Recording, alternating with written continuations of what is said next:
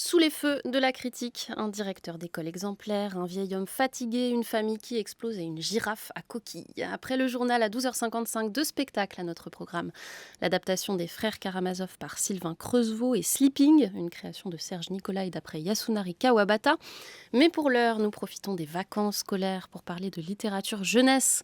Je suis en compagnie de Marie Sorbier, rédactrice en chef de IO Gazette et productrice ici de Affaires en cours tous les jours à 19h20, et d'Antoine Guillot, également de la maison, tenancier de Plan Large tous les samedis à 14h.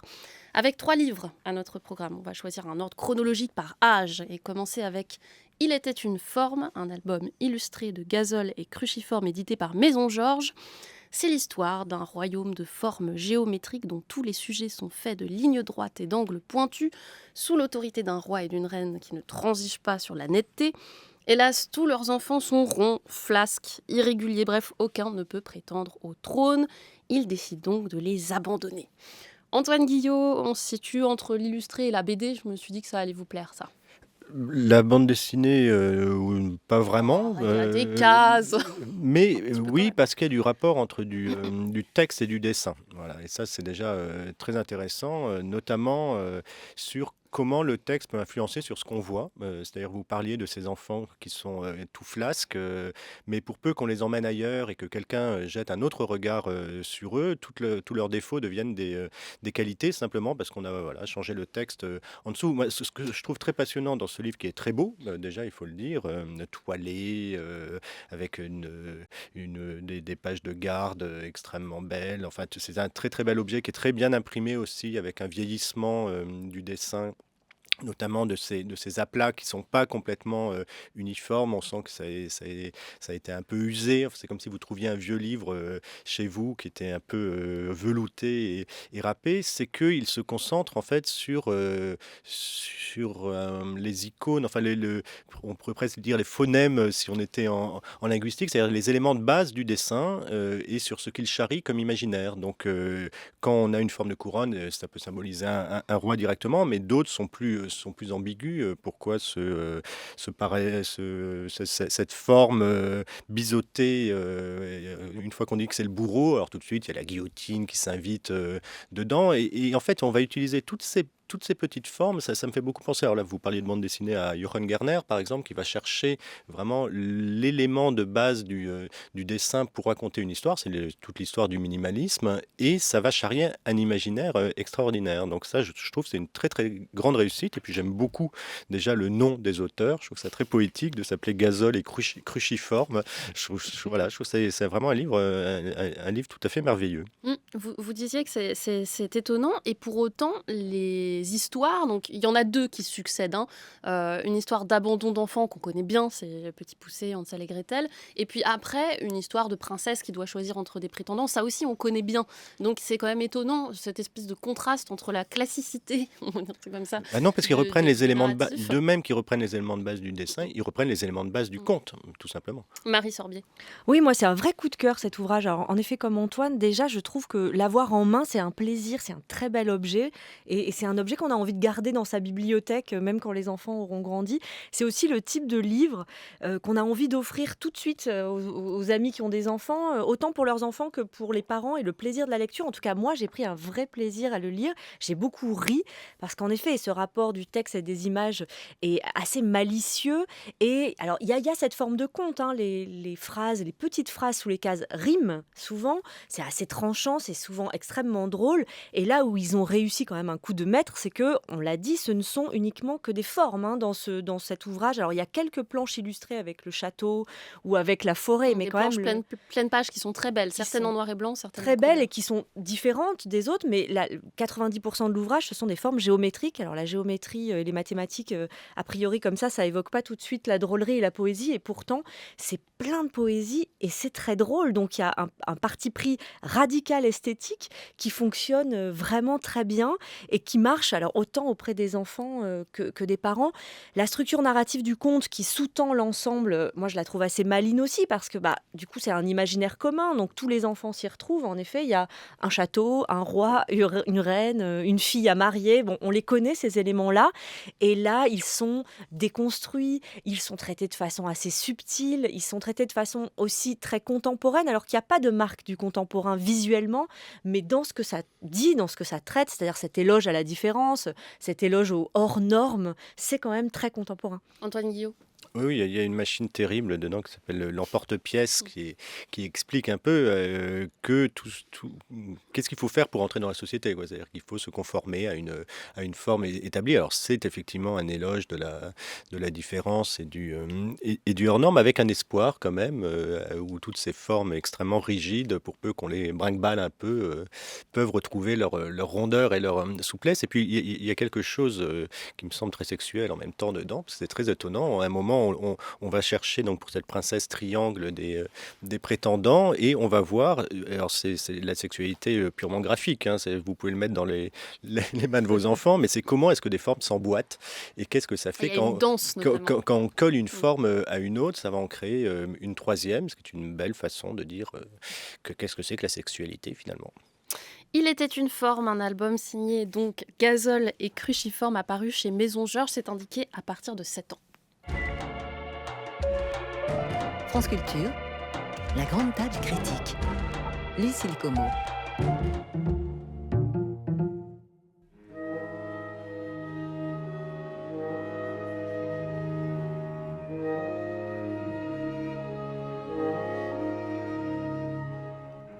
Dans vos viviers, dans vos étangs,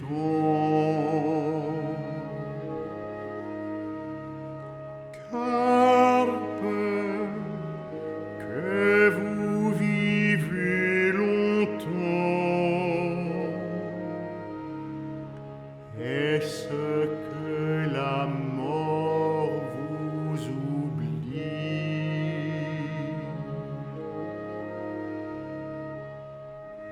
Poisson de la mélancolie.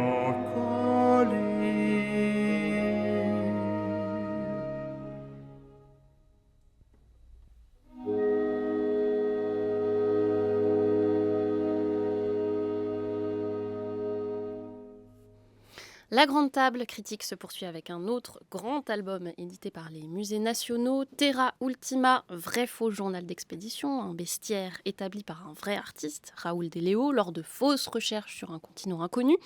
Et voici qu'on découvre en grand format et en couleur un flamant biche rose aux yeux bleus, une tortue méduse à filaments et mon préféré, l'octopossum blond, qui, je cite, peut porter jusqu'à 10 fois son poids et reste accroché à une branche par un tentacule, ce qui le fait ressembler à un balai à franges. Marie Sorbier. Alors en effet, c'est un album de grande taille, et dès la gravure de couverture, le lecteur comprend vite qu'il va plonger dans un monde fascinant, parce que c'est un monde à la fois inconnu et familier. Alors je trouve que c'est cette double impression paradoxale qui donne à ce livre une saveur un peu particulière, puisque c'est à la fois, vous l'avez dit Lucille, un bestiaire, donc de nombreuses pages, voire des doubles pages, offrent des illustrations très précises, elles sont très léchées, elles sont quand même très belles, ces illustrations, un peu désuètes. On reconnaît un style de ces albums d'anatomie ou de ces planches justement biologiques. D'histoire naturelle à la d'histoire Buffon. naturelle. C'est vraiment ce trait-là, cette couleur-là, ce sépia-là qu'on retrouve. Elles sont soit en noir et blanc, soit en couleur. Elles sont très belles, c'est des animaux comme ça très léchés, mais ce sont des animaux chimériques. Alors, chimériques vraiment au sens premier, c'est-à-dire que tous les animaux que vous avez cités sont moitié-moitié. Alors on a en effet un moitié gorille, moitié morse, un moitié, alors moi mon préféré c'est le coccinours, hein, donc le moitié ours, moitié coccinelle à 6 pattes. Enfin, tous ces animaux-là apparaissent comme ça au fil des pages et sont accompagnés d'un texte. Alors là, peut-être que Antoine, vous réagirez là sur la réaction, enfin la culbute qui se passe ou pas justement entre le texte et les images, parce que c'est un journal, c'est une mise en abîme, c'est un scientifique qui se voit d'un coup hérité de malles pleines de ses gravures, de ce journal d'expédition, et qui en bon scientifique se dit qu'il doit y mettre de l'ordre parce que tout ça est un foutoir dingue, et il tente de reconstruire ce journal d'expédition de cet artiste qui a donc fait ces gravures-là et qui a découvert quand même un continent inconnu. Bon. Donc on a ce texte qui est ce scientifique qui parle des notes de l'explorateur et puis ces grandes gravures en pleine page. Alors je ne sais pas vraiment si elles correspondent. Moi j'ai beaucoup aimé le regarder, cet album, plus que le lire finalement. Le texte est assez imposant, il est assez long et parfois un peu anecdotique, même si sous couvert de rigueur scientifique, il y a quand même des passages assez drôles. Mais je trouve qu'il vaut plus par les illustrations que par son texte. Antoine Guillot. Eh bien, je partage tout à fait votre sentiment, chère Marie, parce que je m'interroge un peu sur la raison de ce texte. Le livre est destiné aux enfants à partir de 7 ans, manifestement, et autant dans le livre dont nous venions de parler, il y a un texte qui parle à la fois aux enfants et aux adultes, c'est-à-dire qu'on peut avoir plaisir à le lire à des enfants ou des enfants le lire eux-mêmes, et on s'y retrouve aussi. Ici, j'ai l'impression qu'ils ont vraiment pensé la partie enfant, la partie adulte, en disant que mettre ces illustrations qui sont effectivement très belles, qui peuvent être très dérangeantes aussi par moments. Moi, je pense à ce lapingouin, donc qui est une chimère formée de lapins et de pingouins, mais dont les oreilles du lapin constituent le bec du pingouin. Donc, selon l'angle sous lequel on le regarde, on est très perturbé en fait. Et d'ailleurs, le côté texte que je trouve le mieux, ce sont les petites légendes qui a là vraiment type histoire naturelle, comportement, éthologie, qui racontent, qui disent en quelques lignes un aspect de cette créature bizarre. Le texte lui-même, qui est une sorte de parodie en fait de journal d'exploration et de commentaires scientifiques avec des clins d'œil un peu lourdingues par moment, je m'interroge vraiment sur sa nécessité. Et il y a une autre limite dans ce livre qui est très beau, mais qui est très mignon et presque trop. Et c'est d'ailleurs relevé de manière assez drôle à un moment dans ce fameux texte où une société scientifique, un directeur du muséum d'histoire naturelle de Rotterdam critiquera ses dessins en disant mais pourquoi est-ce que vous faites des choses aussi mignonnes, voilà, tous vos animaux sont mignons, gracieux, adorables, ils plairont à beaucoup de gens, mais je me demande s'il donne une image exhaustive de cette terre, il n'y a pas de cafards là-bas, et c'est vrai qu'on aurait aimé voir un peu plus de choses un peu moins jolies d'une certaine façon. Et après, alors, l'aspect chimérique, oui, c'est un peu un principe de mot-valise, quoi. Le lapingouin le dit bien. Jean Solé avait fait dans les années 70 un livre d'illustration qui s'appelait Animalerie et qui était extraordinaire, où là, il fusionnait des animaux et des objets. Et, alors, ça avait un côté encore plus ludique. Là, j'ai un peu le sentiment quand même que ça se complaît dans la mignonnerie et dans la beauté de ce qu'il fait. Je trouve que c'est un peu sa limite. Après, c'est très, très drôle, en fait, à voir en tel quel, mais il aurait peut-être fallu faire simplement un livre avec ces illustrations et les petits commentaires scientifiques à côté. Le grand texte me semble tout à fait superflu.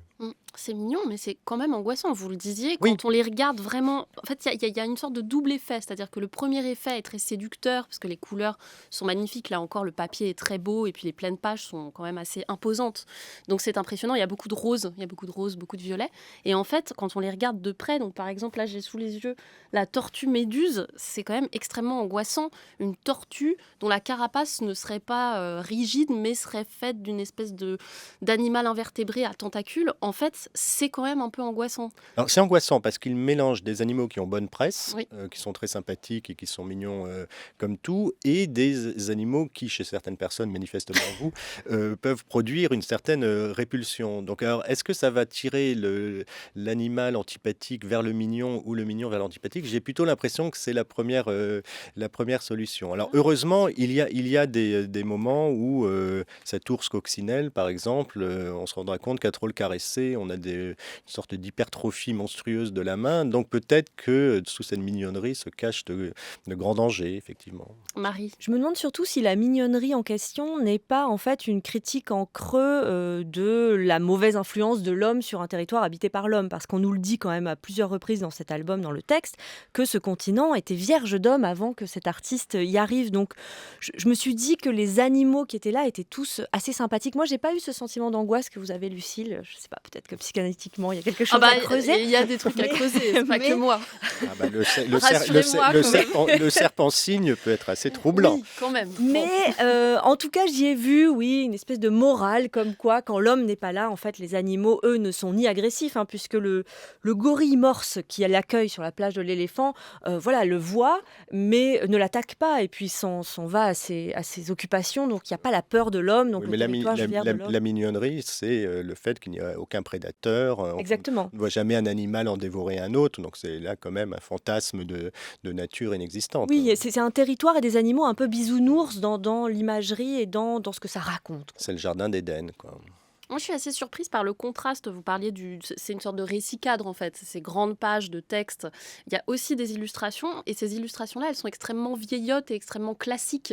Il y a c'est un peu comme un journal une chasse au trésor. Donc il y a en noir et blanc des bouts de journaux un peu déchirés, des paysages, des petits billets de train, de bateaux. Tout ça est extrêmement classique et pas très intéressant au vu en effet des grandes planches qui sortent un peu de l'ordinaire. Oui, mais ça veut accréditer, ça c'est quand même vieux comme les albums pour enfants, d'accréditer la véracité de ce qu'on a trouvé. Moi, je trouve ça plutôt assez intéressant, ces vieilles photographies de squelettes, ces pièces rapportées. Il aurait fallu que le texte soit à la hauteur qui les accompagne.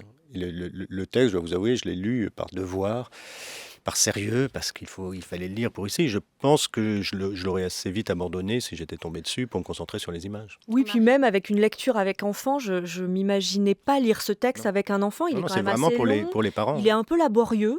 Donc en effet, moi aussi, je l'aurais abandonné beaucoup plus vite, alors que le plaisir de feuilleter les pleines pages en couleur était beaucoup plus grand que de lire ce texte qui est assez superflu. Terra Ultima, la découverte d'un continent inconnu, Raoul Deléo, donc, accompagné de Noah J. Stern. C'est un grand livre édité par la Réunion des musées nationaux, traduit par Catherine Tron-Mulder. France Culture, 12h, 13h30, la grande table critique. Lucille Como. On achève cette première partie de la grande table critique avec une suite, celle que l'autrice franco-américaine Suzy Morgenstern a écrite à Joker, intitulée Maître Joker, et publiée à l'École des loisirs. Allez, allez, allez, à chaque coup de rame, prends la force dans la taille et dans les talons. Allez, allez, allons, à chaque coup de pioche, prends la force, c'est fastoche de ma chanson, de ma chanson.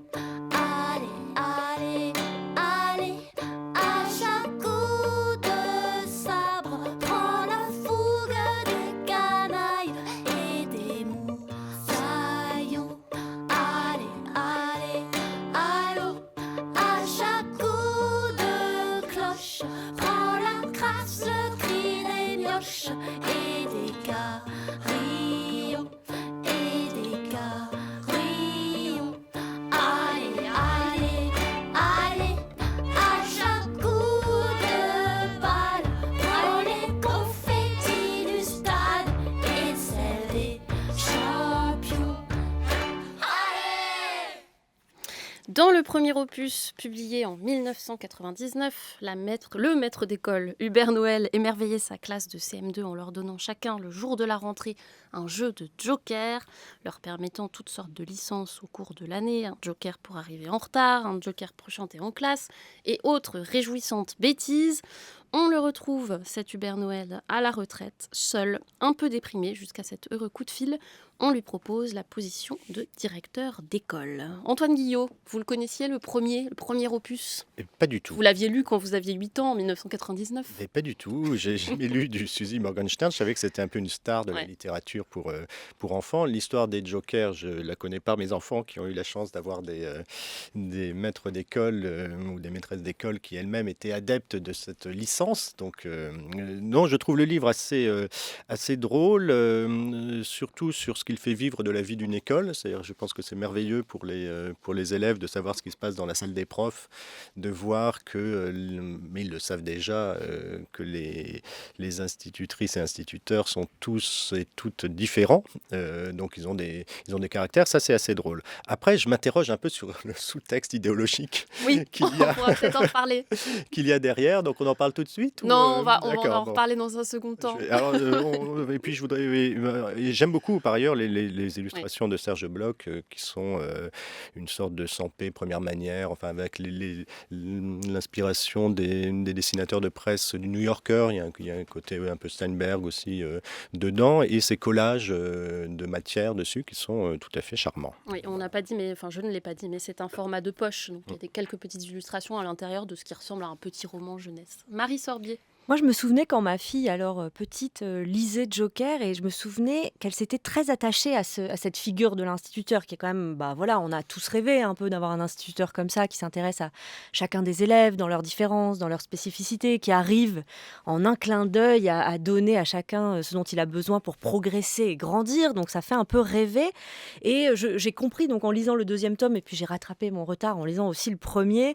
Pourquoi c'est quand même on rêve de cette école idéale, on le suit volontiers dans ce qu'il propose, et puis surtout, ce qui est assez étonnant, c'est que on n'est pas dans la fantaisie, on est dans quelque chose d'assez réaliste, c'est-à-dire qu'il propose, il a des méthodes certes novatrices, mais c'est pas Pas non Mary plus- Poppins. c'est pas Mary Poppins, c'est assez simple. Il a un jeu de cartes, hein, donc avec lui, qui distribue à tous les élèves. Il y en a des nouvelles pendant l'année, il les incite à les utiliser. Alors les jokers, ça peut être un joker pour ne pas faire ses devoirs, ou un joker pour rester dormir le matin, ou un joker pour ne pas aller à la cantine. Enfin voilà, tout ce qui peut peser dans la vie d'un écolier peut être comme ça suspendu grâce à un joker. Donc ça, c'est assez simple. Finalement, ce sont des cartes qu'on distribue et puis qu'on pose. Le joker pour faire du bruit est quand même aussi assez efficace. Et puis quand il devient directeur d'école, donc dans ce second tome, il a aussi des idées de révolutionner son école Paul Éluard, mais elles sont aussi assez simple. Il crée une bibliothèque, par exemple. Bon, bah, c'est pas non plus. On n'est pas en train de Oui, révolutionner. il quoi que ce améliore la soit. bibliothèque. Bien sûr, il crée aussi un chapiteau, un espace commun où les gens peuvent se réunir. Alors là, il n'y a plus d'argent, donc il trouve cette méthode collective qui est, bon, bah, chaque parent, chaque personne peut amener une chaise, sa chaise sur laquelle il pourra s'asseoir pour toutes les réunions communes. Et dans ce chapiteau, on va chanter, on va danser, on va faire plein de choses. Donc voilà, le côté ludique et accessible des méthodes que propose ce professeur. Alors, je ne sais pas, certainement certains professeurs dans la vraie vie s'inspirent de ce joker. Je pense que ça a dû être utilisé, en tout cas mes filles en rêvaient. Mais voilà, c'est accessible et joyeux, ça se lit quand même très facilement avec le sourire. Ceci dit, autant le premier opus se passait, et on va y venir, hein, Antoine, je vous vois, à l'échelle d'une classe, autant là, ça concerne une institution, puisque comme il monte en grade, bon, bah, les parents et en effet le collectif que représente une école est en jeu. Je ne sais pas exactement ce que comprennent les enfants, mais moi, je suis un peu comme Antoine. J'ai pas un peu peur, on peut dire ça comme ça, mais il y a quand même en effet une sorte de sous-texte. Alors peut-être que ça tient aux origines américaines de son autrice, en tout cas de critique peut-être de fond un peu larvée sur l'école française qui peut faire un peu grincer des dents. Antoine Guillot. Alors, c'est pas tant une critique de l'école d'ailleurs, parce que vous constaterez que quand il propose cette révolution douce, hein, il dit oh là, j'ai pas aimé la violence de la Révolution française, moi je veux une révolution douce. L'institution est totalement avec lui. Il y a le quand même des budget est syndicalistes limité. qui sont pas très chauds. représenté par l'inspecteur, Oui, ça bien sûr. l'inspecteur qui lui donne tout budget pour même engager un architecte, reconstruire son école. Enfin, c'est merveilleux. On adorerait avoir des inspecteurs d'académie comme ça. Non, c'est pas l'institution manifestement qui pose problème pour ce directeur plein d'idées. Ce sont les professeurs des écoles. Et alors là, ça devient beaucoup plus compliqué. C'est-à-dire que les jokers dont vous parliez, qui donnaient des libertés aux enfants, donnent là des devoirs aux professeurs des écoles. Ça va être un joker pour retracer l'histoire de l'école publique, pour faire une exposition de toutes les photos prises depuis la rentrée, pour lancer les projets scientifiques. Alors là, c'est vraiment sous prétexte de joker, c'est voilà ce que vous allez faire, avec cette figure quand même bizarre de la déléguée syndicale, c'est-à-dire Catherine, celle qui freine des cas de fer en permanence, qui veut pas en faire plus que ce pourquoi elle est payée, et qui est vraiment montrée comme la responsable de toutes les rigidités de l'éducation nationale. Donc donc ça les profs vont effectivement adorer. Et puis avec cette idée un peu, c'est un peu un libéral libertaire en fait, ce directeur d'école, avec quand même cette idée que la retraite c'est pas quelque chose qu'on mérite et qui permet de faire autre chose, c'est une période d'ennui absolu et il n'y a rien de mieux que de travailler jusqu'à la mort, ce qui est assez effectivement ce qu'on peut entendre dans certaines sphères gouvernementales. Marie Sorbier. Oui, la figure de la syndicaliste est en effet très caricaturale. Elle répond un peu à la figure de la directrice d'école du premier opus qui était Je sais pas, justement, elle aussi était plus un intéressante, peu parce qu'elle était assez caricaturale. étonnante, la directrice. C'est une la espèce de directrice un peu vieille femme revêche. revêche. Oui, mais dans le regret, donc bon, bref. Peut-être. Enfin, il y a ces figures comme ça, un peu archétypales. Après, moi, ce que j'ai trouvé assez joli, alors, il y a vraiment un discours sur, en effet, la retraite et la vieillesse. Qu'est-ce qu'on fait quand on est vieux? Est-ce qu'on est le rebut de l'humanité? C'est-à-dire qu'on est tout seul, il a un coup de fil de ses enfants le dimanche et c'est tout. Il s'ennuie terriblement, donc le travail et ce qui va le sauver, et puis le lien aux autres. Mais quand même, il tombe amoureux. Et je trouvais ça assez joli d'intégrer cette petite histoire d'amour de personnes d'un certain âge. Il y a une institutrice aussi qui va aller à la retraite, et donc il doit avoir à peu près son âge. Et voilà, il y a une petite histoire d'amour entre eux. C'est joli d'intégrer ça dans ce genre de roman. Oui, ce sont des personnages qui sont des vieux souvent, ce Ça, qui est c'est quand même intéressant. assez rare dans la littérature jeunesse, Antoine. Ça c'est intéressant, d'autant que le fait même que deux personnes, enfin un directeur et une institutrice, ou en l'occurrence deux personnes âgées puissent tomber amoureux, est un objet de dégoût chez les enfants dans le livre. Donc si on peut montrer ça aux enfants, que l'amour ça peut continuer assez tard, tant mieux, quoi. Mais c'est vrai que je trouve que c'est un livre qui mérite, après avoir été lu par un enfant, que les parents en discutent avec eux. Maître Joker, c'est la suite de Joker. Les deux ont paru à l'École des loisirs dans la collection Mouche. Un grand merci à vous deux, Antoine Guillot. De quoi sera fait demain votre plan large? D'un grand entretien avec le non moins grand Renato Berta, qui est un immense directeur de la photographie suisse, qui a travaillé sur au moins 120 films. Marie Sorbier, votre affaire à suivre, vous, ce soir à 19h. Alors, c'est affaire en cours. À voir, mais c'est pas possible. Mais c'est pas grave. C'est Et alors, incroyable. nous allons Je n'y arriverai évoquer jamais. la figure de Frankenstein. Frankenstein, Puisque nous sommes presque à Halloween. Antoine Guillot, je ne l'ai pas dit, mais pour vous, plan large, c'est demain, donc samedi à 14h. Marie Sorbier, vous restez avec nous, puisqu'après le journal, nous parlerons de théâtre. Au programme, Les Frères Karamazov de Sylvain Creusevaux et puis Sleeping de Serge Nicolai. Mais pour l'heure, il est bientôt 12h30 sur France Culture. France Culture. L'esprit d'ouverture. Avec la hausse du prix des carburants et des matières premières, voire celle de la baguette, le pouvoir d'achat est revenu depuis la rentrée dans le débat. Le temps du débat, Emmanuel Laurentin. Qu'on lui donne un coup de pouce, qu'on espère sa hausse ou qu'on craigne sa baisse, le pouvoir d'achat nourrit les discours des femmes et des hommes politiques, des syndicalistes et de tous les citoyens, qui plus est en période de campagne électorale. Le pouvoir d'achat est-il un fétiche politique? C'est le thème du temps du débat. Le temps du débat, aujourd'hui à 18h20 sur France Culture, franceculture.fr et l'appli Radio France. Comment accélérer une transition qui ne transite pas assez vite? France Culture, Patrick Cohen. À l'heure où débute la COP26 à Glasgow, la France est sommée de s'interroger sur son avenir énergétique et les Françaises sur leur futur mode de vie, plus sobre, plus électrique, en laissant mourir nos centrales nucléaires ou en créant de nouvelles. On en débat avec Ami Dahan, Thierry Pêche, Bertrand Badi et Brice Couturier. L'esprit public, ce dimanche à 11h sur France Culture, franceculture.fr et l'appli Radio France.